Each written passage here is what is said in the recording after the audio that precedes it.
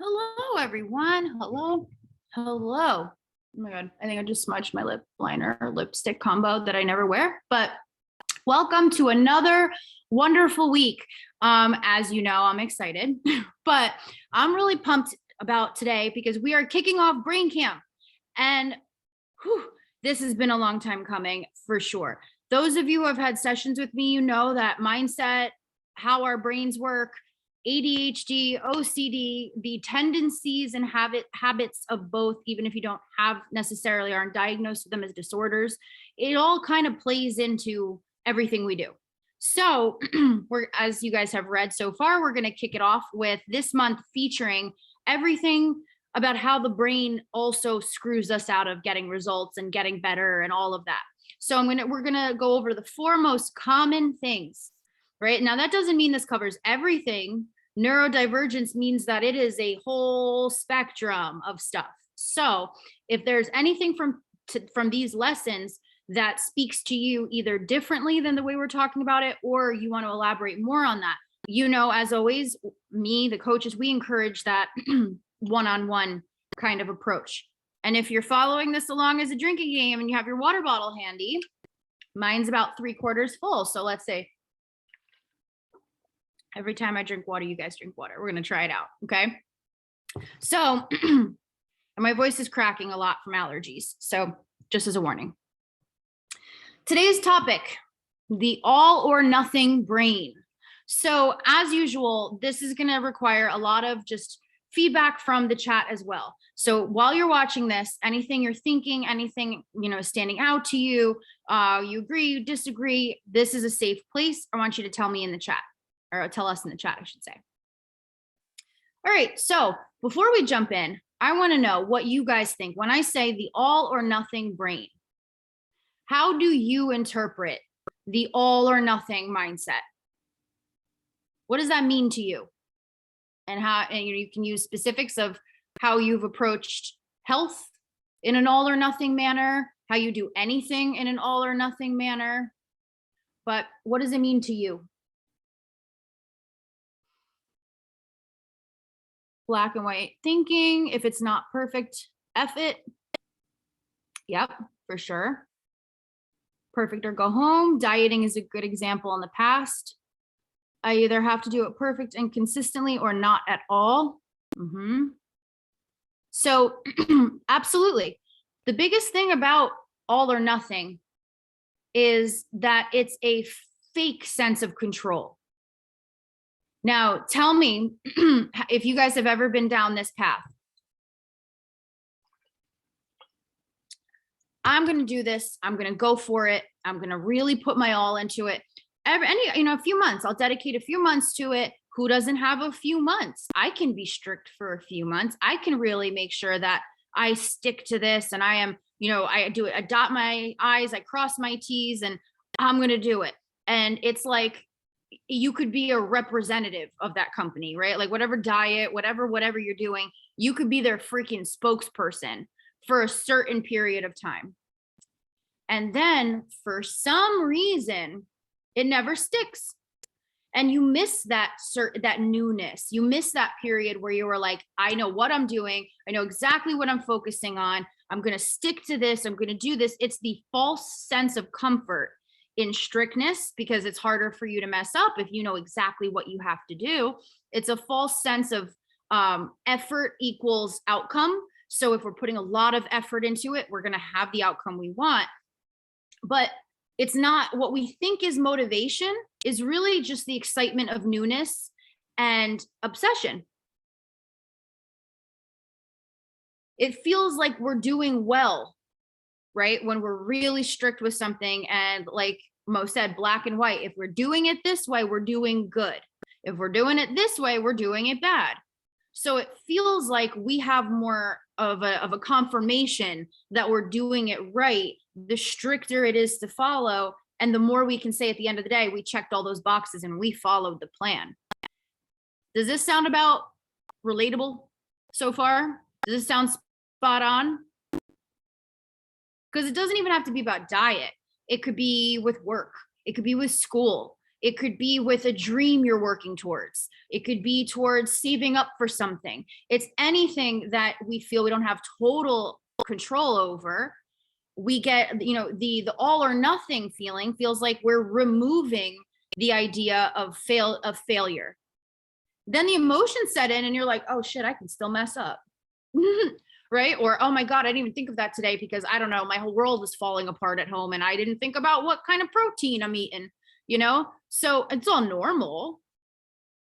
That's life, right? But this all or nothing mindset is what's making us have such a high margin of error, even though we think it's the opposite, that we fall off and feel terrible about it. But it is cyclical. The idea that I might be getting it right by being perfect, therefore I'm a good person, I have worth. Exactly. If I have a really strict regimen, but I make sure at the end of the day, no matter how badly the day is going, I can still stick to doing just this. Who's the committee though? Who's judging this? Who's telling us we're good or who we're bad? Who are we being good or bad for? It's like this silent panel of judges that we're going to be up against. So the stricter something is, the easier the guidelines to be successful are.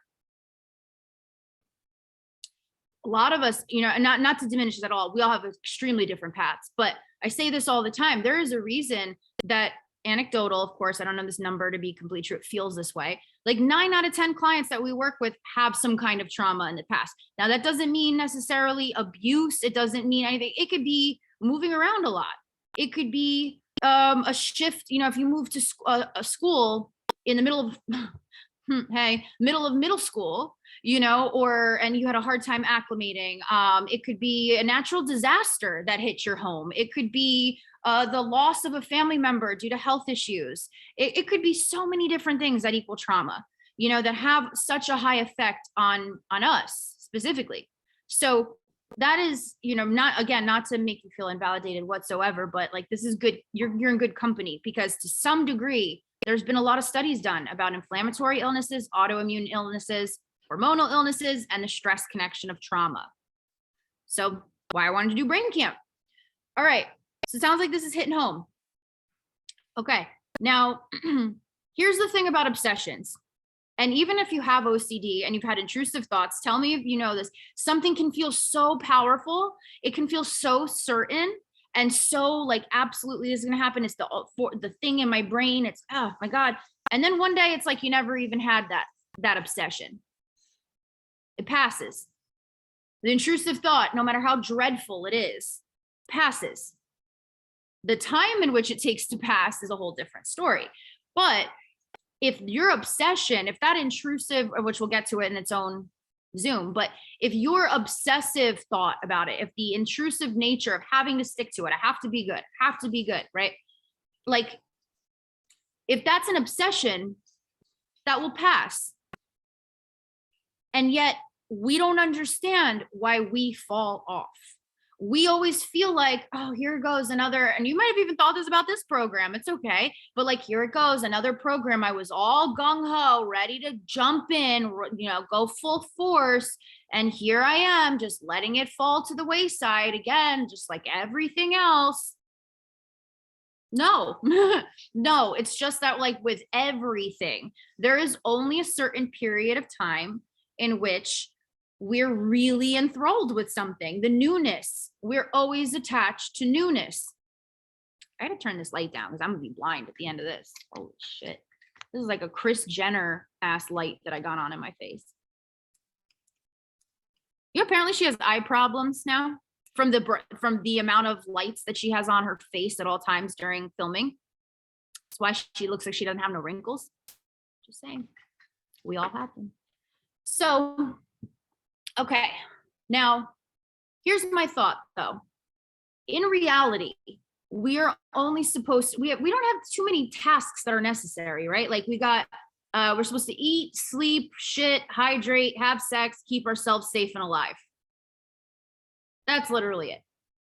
So why is it healthy to be obsessed with an eating plan? And why is it healthy to obsess about that plan so much that it takes precedence over those absolute necessities: food, sleep, sex, hydration. I mean, also, I think it's imperative to have joy, right? But how many times does a solid regimen come before joy? It's never healthy for that obsession, even if it's obsession with health. That's a disorder too, right? It's not healthy to be obsessed with a method, a protocol, because that will pass. And then what? Another new one? When does consistency enter the picture if we're only looking at rigidity and duplication day after day after day? If that's the only way we view consistency, then that is destined to be temporary. Just the way our brains work. Doesn't matter if you have an intrusive thought stuck in your head for years, you could not have that and you can have it be for a month. But either way, if that's what's dictating what's going on, that's going to dictate consistency. So none of this, the thing about it is none of this is motivation. We think it's motivation, right? But 80 to 95% of all people who lose weight gain their weight back. And now if anybody just felt like a balloon that deflated hearing that, ask yourself why.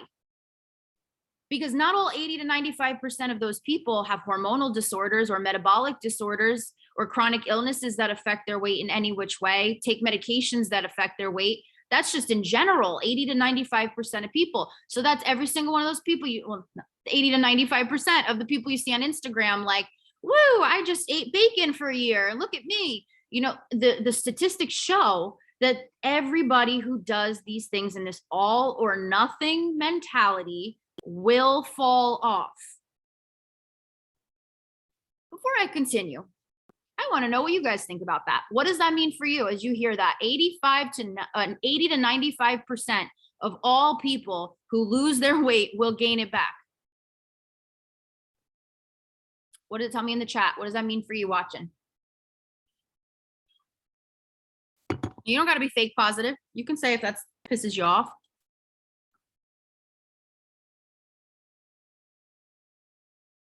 Diets don't work. They really don't. Shit, I gained my weight. Well, not all back, but before I lost the 80 pounds, anything I ever lost, I gained back. And then after I lost the 80 pounds, the pandemic hit. And you guys know my story with that. Took me a long time to get back because I still have a hormonal body. Easy to disrupt, hard to maintain. That's why the difference has to be not given so much of a shit about the time, because it's like, what are we going to do? What's the alternative? Be the size we are and be miserable? It's a lot easier in theory. That's why I had said I thought that before I gained the weight back, right? I really put it into practice the second time around, because it's like, oh shit. Yep. What can I do? This is going to take a while. Doesn't matter. So let's see. Like the girls that sell the ketones that have now gained it back and are using it for their business, lose the weight and show people it can be done. Yikes, on bikes. That sounds like a sustainable business plan and health plan. I lost weight to spite everyone because I hated everyone. I would go and work out when I was mad. It was crazy. Yeah. Well, that's because you were working out your adrenaline at that time. But also, yeah, I cringe when I hear compliments about weight loss. I really do. I absolutely cringe. I have made it a point now that if anybody mentions my body now, I will look at them and be like, oh, you're looking at, okay, thanks. Anyway, and I'll keep it moving. I want it to be awkward. They don't know if I'm shitting my brains out 24 hours a day, if that's why I have to go. Your neck area is so much leaner. Like, why are you paying attention to my neck? What that does is it gave me reasons to hunt compliments down as a kid. My eating disorders were fueled by the attention of, you're working so hard. I was starving myself. I was fighting the desire to just fall asleep at any given time. Because I was either at the gym or I was, I worked at a gym. So it was real easy. Like I would get off work, I would go work out. And it was like, every time I hated it, I would be like, oh, but people are going to notice. It's so unhealthy. No one should compliment weight loss. It's not a compliment. It's a body. So, but I get it. I was there, man. I was there. And I was like, I don't want anyone to say, when I'm my 10-year reunion one year, when I go one day, I'm going to show up and they're going to, I was going to be the fat, angry girl throughout high school and blah, blah, blah. Just terrible. It means that I'm grateful to have found a program that realizes that most diets fail and that it's not the person / moral failing. Yeah, it's reality. And to hack / find ways to work with this fact. Absolutely. I have a good point that I wrote out about that, but it's so important to work around that. Like, it doesn't mean that that's the end all be all by any means. And if we think it is, then that is what we work on to stop this never ending temporary cycle that happens. It doesn't mean there's no work to be done and screw it. It's the opposite. It's just the work can't be done in restriction, in all or nothing intensity. So I lost all the weight because I was always mad. So I was always working out. I feel you. The biggest blow that hit me was, if the diet worked, why did I have to do it again? Go on whatever program again? Absolutely. Yep. When all those compliments I got when I lost weight truly felt like an insult gaining it back. Yep. And then I'd be like, well, why didn't anybody say anything about my weight? That must mean I need to lose more.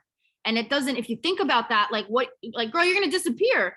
You can't keep losing weight, but like that's a disorder, and it's fueled constantly by people thinking they have any room for input on any bodies, but let alone bodies that are as complicated metabolically as ours. Check out my Instagram post from this week. I have so many idiots in my comments that I'm just like, piss off, people think they know, they have no idea. Causes shame. Yeah. But always remember, we have to consent to shame, and that's why we try to make it so that we don't give a shit what people are, or we try to learn to not give a shit what people think. Go out, be gross. It's the most liberating thing. Go out, legs unshaved, gut hanging out the bottom of your tank top. Shit, don't even wear a bra. Let it be cold that day. Let people stare at you. Purposely let people stare at you. And then go home and see how nothing is different. And then ask yourself, let me call those people up and see what they thought about how gross I look today. Oh, wait, I don't even know who they are. I couldn't pick them out of a lineup. So Nick just slid me a note. Hold on. You're cute. Goes, running to Walgreens real quick. Be back in 10. Love you. Yes, I will drive safe. All right, love you, drive safe. I still have to say it. So anyway, it's eye-opening. It's eye-opening. You could look like an absolute jackass out there, right? Who gives a shit? But it's not easy. I didn't just arrive there one day to that point. It took a lot to get there. It's the truth. Makes me fear seeing those people again out of judgment because I saw what they valued. Yeah, and like, of course we know, like, I'm not saying any secret here that if someone saw that you had lost a lot of weight and then they see you again and you had gained weight, they're going to think about it. They're going to be like, oh, she gained weight. That's why, if we take away the care of, who gives a shit if they said that I gained weight? Okay, like, is that a scandal? Are they going to pay their bills on that? Like, nothing happens. It's words, it's thoughts, it's mouth sounds. If they don't want to hang out with you again, they probably suck as company, but chances are they probably see you again and not say anything to your face. It's just human beings, right? Not a fan of the before and afters on Facebook and Insta because I feel like, eek, that person is feeding off the praise, and I feel for their mental health when their diet no longer works anymore. That's the thing, because with, like, I don't like putting up side-by-side photos. I really don't. I rarely actually post them. It's usually in my stories. And a lot of it, I try to go for the ones that show, like, there could be, a difference in the elasticity of the skin, in the smoothness of the face, and the tautness of the jaw. And that's not just because, oh, someone was eating a lot of chocolate and then they stopped, like everyone thinks. But these pictures you see, they never have a disclaimer. They never say, this is how long they took. This is what health issues they have or don't have. This is what diet exactly they're on. These are the struggles that they had. These, like, none of that comes with it. It's just the praise of smaller body. And I hate that. I get a lot of people who will take a magnifying glass to my before and after picture. I hate that term, like the progress photos. And they'll be like, well, this angle is different, or this looks, and I'm like, dude, look, take it for what it is. Obviously there's not they're not a whole different person, right? Because it doesn't happen for us all the friggin' time, or let alone, I don't get pictures from the people it usually does, but I understand. It's just, there's just so much assumption that all or nothing makes those assumptions feel less like assumptions and feels like we're doing everything we can to prove all the people wrong, to not be lazy, to not caring and letting ourselves go, to be really concerned with our health, but what does that do? Even if you are all those things, when you're out in public, you think people take a second and wonder, or you think they prejudge? What the hell's worth all the energy then, if they're going to think what they think, and this journey is going to take us a while anyway? Let's see, I want to scroll through this. Yeah, Nick is ridiculous. He's so sweet. Yes, 30-year eating disorder, body dysmorphia, over-exercising, diet pill abuse, laxative abuse, all to be smaller, afraid to be seen. No more. Absolutely. No one deserves it to live like that. That's just a sad, no one deserves to feel they have to because of strangers and people who don't spend a second in our lives, I'm so proud of you, Addie, but okay. Now, here's the thing. Everyone wants the lifestyle. I hear it all the time. I just want to not think about food. I just don't want to have to think about maintaining my illnesses. I just want to have an easygoing lifestyle. I don't want a diet. I want a lifestyle. And yet, becoming a lifestyle is what makes people feel disconnected. Why? Well, let me ask first, have anybody watching the Zoom, give me a yes or no. Have you ever felt like you're disconnected from something because you're thinking about it less? Have you ever felt disconnected from something because you're thinking about it less? I know me for sure. OCD, are you kidding me? Something could entirely disappear from my consciousness if it's not at the front of my head. Or at least that's the fear. The ADD is what makes it disappear. But the OCD provides the fear of that happening. So here's the thing though, it's not disconnected if the goal is to not think about it. We never anticipate how terrifying that is if we're used to the all or nothing approach that is like a silent confirmation that we're doing the best we can and that we're doing well. They're a direct confliction of each other, wanting the lifestyle where you don't have to think about it and wanting the motivation of something that consumes your thoughts and has newness to it and is exciting and enthralling. And we don't ever really think about this. We just want to not feel obsessed and have the results. We should be able to, but the hardest part of that, the part of this process that takes the most time, is learning that and truly becoming comfortable with a lifestyle while also progressing forward in that lifestyle. I know at least one time you guys have gotten annoyed with the slow pace of this, and that's okay. I've gotten annoyed with the slow pace of this, but the fast pace of this doesn't do a damn thing.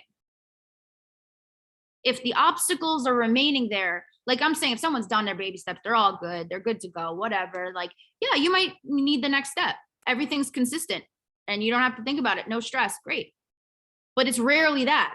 It's usually that there is lack of consistency because we feel we've fallen off and we're not as diligent as we used to be. It is literally, pardon my language, one big mind fuck.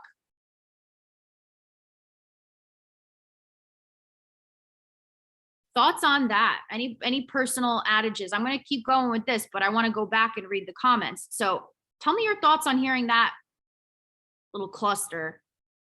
We want the lifestyle. We want the carefree. We want it, but we want to keep moving forward. And the all or nothing is the thing that makes us feel that that's happening, even if it's temporary.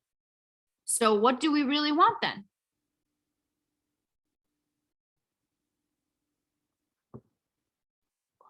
Swear to God, comfiest couch ever when you're not. sitting on it like this and, my spine. Tell me your thoughts in the chat. So a few points I had added here on my notes. Extreme things hurt us. Anything extreme. Temperature, lack of sleep, food, drink, humidity, stress, diets, all of this stuff affects us.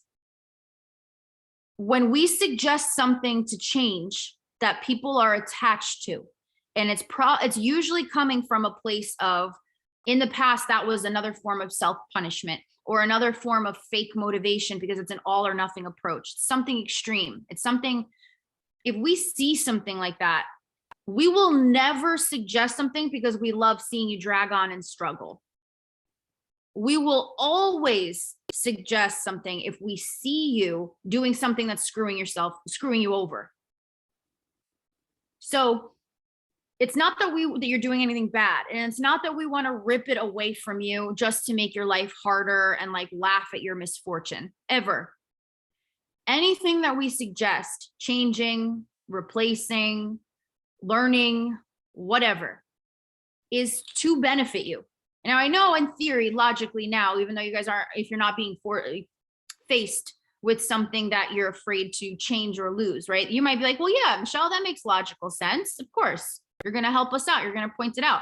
But how many times in the moment have we found justifications for shit we know logically at other times doesn't help? Emotions are a crazy thing. Emotions will change our whole damn mind. So, excuse me, freaking allergies. If we never talk about shit that's hurting us, we never fix that shit. Now, we'll never push you to talk about something you don't want to talk about yet. But if we see something like extreme working out, extreme sleep schedules, the best is when I tell someone their job is killing them. They're like, I have bills to pay. I'm like, I know, but you're not going to be paying them long if you keep at this, right? Like, you got, just to be bleak, like it, and blunt, it's that something's got to give. And a lot of times this all or nothing of, well, no, I should just be able to go all day long, then go work out, then barely eat, then just feel I should be healthy. And I should have been born with a trust fund, but some shit doesn't happen, it sucks. But when these extreme things hurt us and you're putting in all this effort to change something, when something you're already doing may be hurting you, if it's hard to change it, that's normal. It's not about being like, you got to change this and someone going, oh, yep, roger that, got it, no problem, gonna change it. That doesn't happen. That's why you're here. That's why you got guidance, right? But if, let's use a job for an example. If you have an extreme job, you are working 16 hours a day, you barely get a day off a week, like nobody can last like that forever, let alone somebody with a sensitive body. Is that me being annoying or is that the reality? So we can either try to avoid that reality and push it to the back burner and say, well, too many people depend on me, or we can find something that isn't going to stress us and kill us young. And I'm not saying that it's going to be overnight, but is it not going to be ever? Like, what if this place burned down where you were working? What would you do? Would you just be like, I got to wait for it to be rebuilt? Or would or maybe burnt down's a bad example. I don't know. What the hell do corporations, what would they do? Like, shit has to continue. Anyway, but you get my point behind the analogy. The logistics are fuzzy. But like, if this place ceased to exist that you work at, would you just be like, oh, damn, I guess it's nothing now? Because it's all or nothing, even with jobs, right? No, you'd find a job. You would do what you got to do. So why is it we got to wait until either we're burnt out, crashed and burned, and then look for something in that mindset? Or if we see it coming, why can't we make the changes, little baby steps like we're doing? Why can't you do that for a job? Why can't you do that for a shitty client, for anything at all? So some of you guys have heard this example so many times, but it's my favorite one. I'm gonna bring it up again. And that is the Dyson example. Dyson, you all know Dyson, right? It's that overpriced vacuum that's got a ball in it. And it's really bougie. I really like mine, but once we got one that's battery stayed working longer than 20 minutes. My point is that when they started, they had prototypes that they were going through. And you may have heard me tell you this, where I say, okay, this is our first prototype. This might not work out. This might need tweaking. We're going to see what doesn't work from this, right? So I always think of Dyson when I tell you guys this. And Dyson had, it's going to take up too much time to guess because no one will guess this. 5,124 failed prototypes before the first working prototype. 5,124 times they tried their best and said, okay, this is it. The best of my knowledge, this is going to work. And it didn't. And they had to go back to the drawing board and they had to look at what didn't work and they had to troubleshoot it and try again and try again and try again and change this and change that. You know, I mean, after attempt like 15, you'd think they would pack it up and be like, it's just not in the cards. But they kept going because they knew that the end result they wanted, they weren't going to stop until they figured it out, not if they figured it out. So we create with this all or nothing approach, we create either it works or it doesn't, but that's never the case. Every day you get to wake up is another day you get to problem solve, to figure it out, to look at what's not working. Try your best to find something better. You're always going to know what that is? No, but you're in a position here with your coaches, with me, with the community, to be able to collectively try to find that next prototype to test out if one isn't working for you. When you have an all or nothing mindset, it prevents any of this. So it is imperative to get shit wrong and then evaluate it and try to find a way to make it realistically easier and realistically better. That's not an excuse. You're not taking the easy way out. You know, like you are taking the easy way out, but you're not taking the cheap way out. You know, you're not cheating that way by making something easier on yourself. I don't know where that was created, but it's this internal sense of like moral pride and how hard something is, but it serves no one, especially not us. So when you think of that, you know, when people text me, we troubleshoot the schedule, we troubleshoot the food likes, the dislikes, the foods you have at home, the energy level around cooking, whatever it is that is stopping you from being consistent. You guys, those of you who've been with me for a while, you know, we want to know what's not working, because what's not working gives us insight into how to stop this cycle from going on for fucking ever. If we can work with what makes things difficult, there will be no fall off. And if there's no fall off, this can become a lifestyle that you don't have to think about. But it all starts with wanting to ditch the all or nothing. Let's see, what did I write here at the end? We look for a solution based on getting it wrong. And we've been told that that's not correct, that that's bad, that's a waste of time. No, a waste of time is going from one thing to another completely different thing with a period of depression and self-sabotage in between and a farther place to start from the next go. That's what's getting it wrong. So, excuse me. The last point I'll leave here, and then I want to go back and read these comments.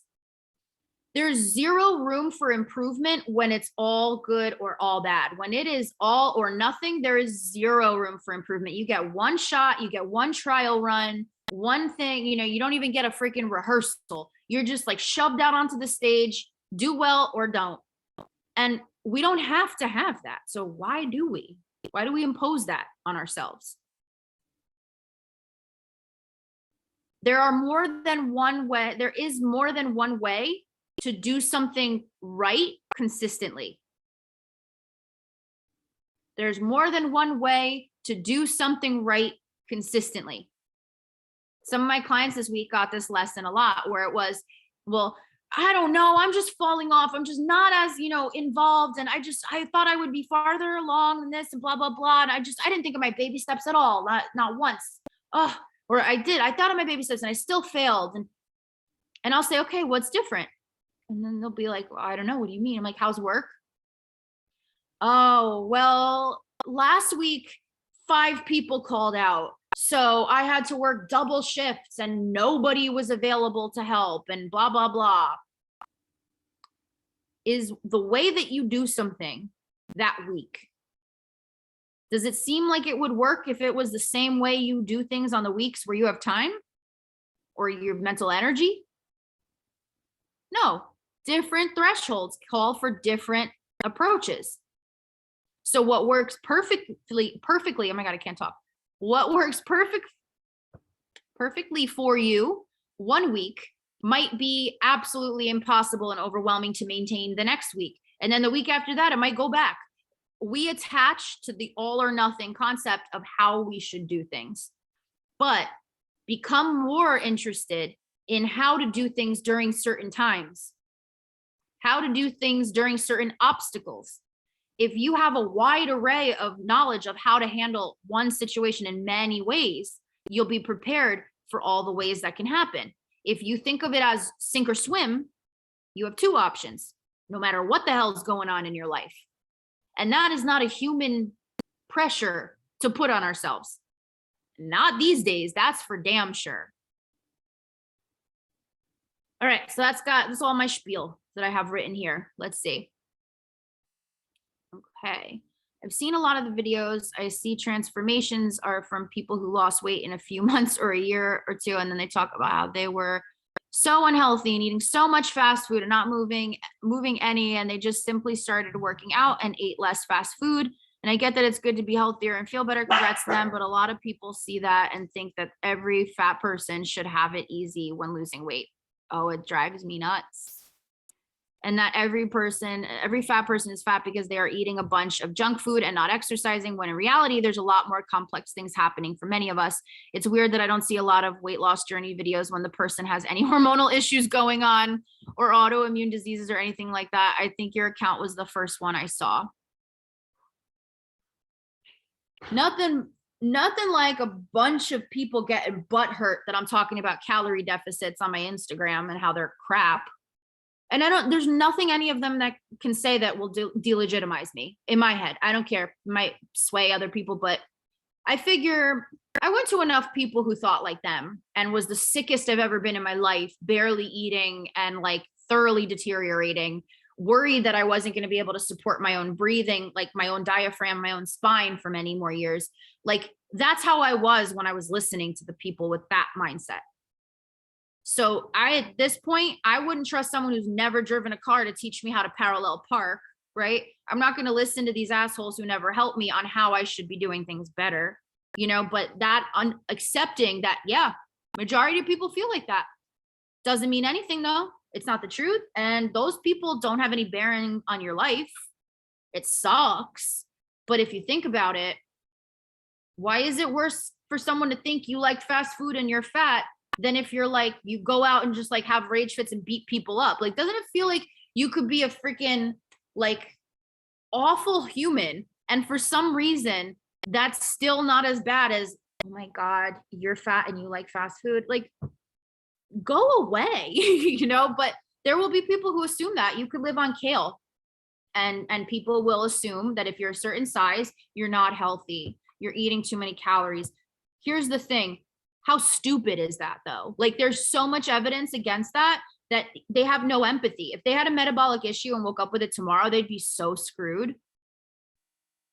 They're just not even open to listening to it. They got personal pride attached to why they think we're fat. It's weird. It's weird and obsessive. And I feel bad for people like that because that used to be me. And I'm like, ugh. Extreme things hurt us. Yeah, they sure freaking do.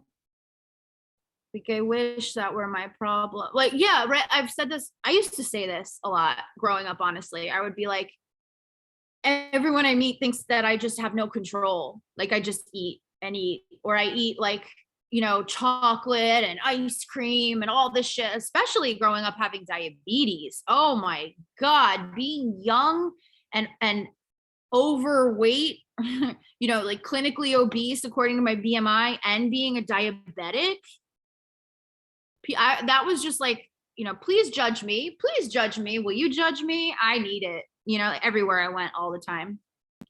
And it's dumb. It's literally, I got it when I was 7, it's just, my pancreas died. I don't know. It's an autoimmune. But people, idiots who don't know anything, have the strongest opinions typically. Also with jobs, I used to majorly attach myself to jobs and organizations and realize that they don't really care about you. No, if you keeled over tomorrow, they'd find someone else to work in your spot. They'd feel bad you keeled over. They'd probably have some issues with insurance, and then they would move on and find someone new. Nothing, it's not to say that they're awful, but life goes on. That's a lot with the people pleasing chip too, is we try to people please with our bodies too.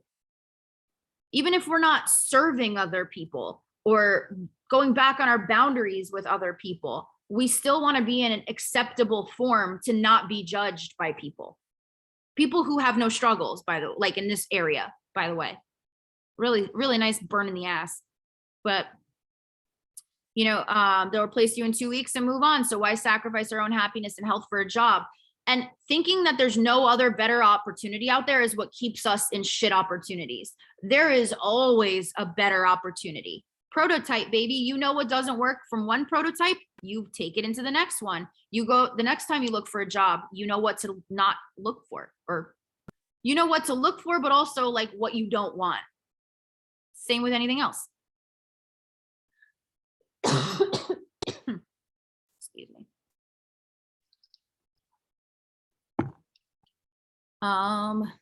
I sacrificed so much for sad yearly raises and a pat on the back for years and years. I hear you. Working from hospitals and I had an ovary that I don't know if anyone in here has ever had an ovarian torsion, where your ovary actually twists around itself and cuts off blood flow to the ovary itself. It is even more painful than it sounds. It was excruciating. And my ovary was so enlarged. It was so full of cysts. Funny enough, when I quit smoking cigarettes, a funny side effect of that is that you can get extreme constipation. And I have colitis as it stands, so my stomach was fucked up when I did this. So I got constipated so badly that I guess that, with the combo of my ovary growing to the size that it was, full of cysts, it caused it to turn around on itself. And I had no blood flow to the ovary. They did multiple CAT scans, to see, did ultrasounds to see. They were like, it's going to turn necrotic. We got to remove your ovary, right? This was after I worked on my feet teaching through one weekend. It was 120 people how to make a cake. I was working with a twisted ovary like that, hunched over at the table, just trying to put the fondant on the freaking cake and show these people how to make a cake. I got a dying organ, and these people making a cake was more important. Why? Because I asked my boss if I could go home because I thought I had to go to the hospital, and their response is, we have so many people coming and there's no replacement available. So I worked the whole weekend, and then I got to the point where I was like, I feel like I'm going to black out from pain. So I don't care if you fire me. I gotta go. Like, you want to call an ambulance? Like, I gotta go. And I got to the hospital. I told them what was up. I'm like, I'm currently waiting to hear if they're going to remove my ovary or not. And like, I was in my 20s, and I was upset about it. I was in so much pain. And they were like, well, can you work from the hospital? Do they have Wi-Fi? Because I had to create some kind of like program for the cakes for the next week. I'm like, I don't know, bro. Can't somebody else do it? Like, what? I didn't work there for very much longer after that. But that experience, I always think of it where I'm like, never again. Other people can deal with it. You don't get, if you've been my client with a demanding job or whatever, I say, you don't get profit sharing. Business owners, Ash, for us, it's a little different. But, for other people, just say that to yourself. Like, do I get profit sharing? No, it is not my job to have a dying organ caring about their revenue. Shit happens. Roll up your sleeves, but it's not easy. why I'm unemployed now. Well, you go, Glen Coco. You'll find something better. I know you guys are going to kill me, but law of attraction, huge. And not for nothing. If you don't believe in the mysticism of it, that's fine. I didn't either. I believed that focusing on law of attraction made me ballsier than I was. That's how I started getting into it. I said, if I can put in my brain that I'm blaming it on law of attraction, I'm just going to go for it. And shit works out. So put it out, put it in your brain that like, I'm going to find a better job now. Like now, what are you doing? I'm like, oh, Gabby, what are you doing right now? Well, I'm looking for a much better job. You know, done. We don't got time for this shit. Oh no, my sister had an ovarian torsion and she said no amount of strong pain relief in emergency cut the horrific pain. Fun thing about OCD is I am terrified of painkillers. I don't take them. I won't. I get so anxiety ridden with them that I throw up. Like I'm a mess. I cannot do pain meds. There's one that I can take that I don't know why that I can take it. And it's because you don't feel it. Toradol, I think it was. Was it Toradol? Yeah, it was Toradol. It was the only one. It's the only one. And Nick had to bribe them with cookies. He like drove to the local bakery location by the hospital. And got like a big bag of cookies to bring to the nurses so that they could, because I refused, I don't know, OCD, I guess, again. I refused to take any of the other painkillers that they were trying to give me. The Toradol was the only one that like didn't just make me a mess. And so we traded cookies for my preferred painkiller in the hospital. And it didn't really do much. It's probably why I liked it, because I didn't feel like I was using anything. But nothing could touch that pain. It was insane. All right. So what I want you guys to take away from this is all or nothing. If you're feeling disconnected from, let's use this journey as an example, your time in CCA or KGG. If ever you're feeling disconnected, ask yourself, try to analyze and find one thing that you have not been as consistent about.